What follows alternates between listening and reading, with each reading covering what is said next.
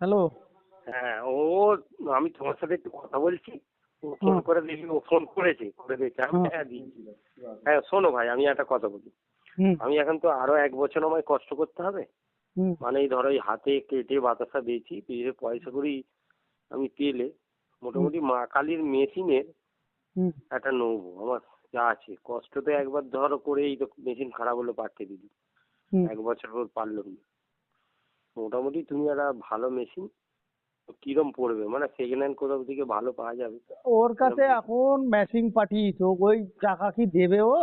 ওর থেকে আমি বলছিলাম যে ওই মেশিন আমি পাল্টিয়ে দিয়ে মা কালীর থেকে পাল্টিয়েই দিতাম, তা ওখানে দিয়ে দিলে আর কি বল। আমার পয়সা নেই ভাই, আমার খাওয়ার পয়সা নেই, তো ওই কি আরো টাকা দিত বলো?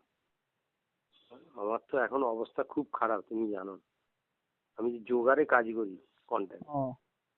আর ও ভারতবর্ষের মধ্যে 1 নম্বরে চিটিং বাজে চলে গেছে ও। সে তো আমি জানি, বলো তো করবো কি বলো? আর তখনই আমাকে ভুল বুঝছিল, আমি তখন বললাম যে দাদা আমি ওর কাজ ছেড়ে দিয়েছি, আমি ওর কাজ করি না। তখন আমারে ভুল বুঝছিল, ও যেটা শিখিয়ে দিচ্ছিল একটা কথা, সেটাই বলছিল। ওর যে মোটর ফটর সবই নিম্নমানের, আর কি মেশিনটা তো বলছিল? খুব হালকা। আচ্ছা, মা কালীর মেশিন কি সাইড দিয়ে সব ঘেরা? সব ওই যে ঘেরা। সব ঘেরা না? হ্যাঁ, আমার মোটর, বাড়িতে দুটো দুটো লাগানো না আমার বাড়িতে।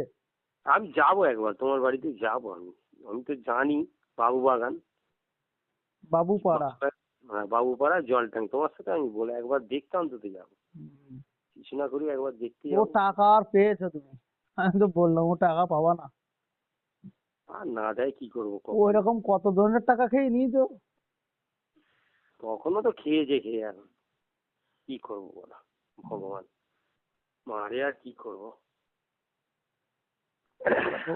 ও ভালো থাক, আমরাই খারাপ থাকি না দিলে। ও গরিবকে মেরেই ও বড় হবে ও। হুম। গরিবকে মেরেই বড় হবে ও। হ্যাঁ, আচ্ছা ঠিক আছে ভাই, আমি যাবো হ্যাঁ, তোমার বাড়িতে একদিন। হ্যাঁ। ঠিক আছে। হুম। এই ভালো।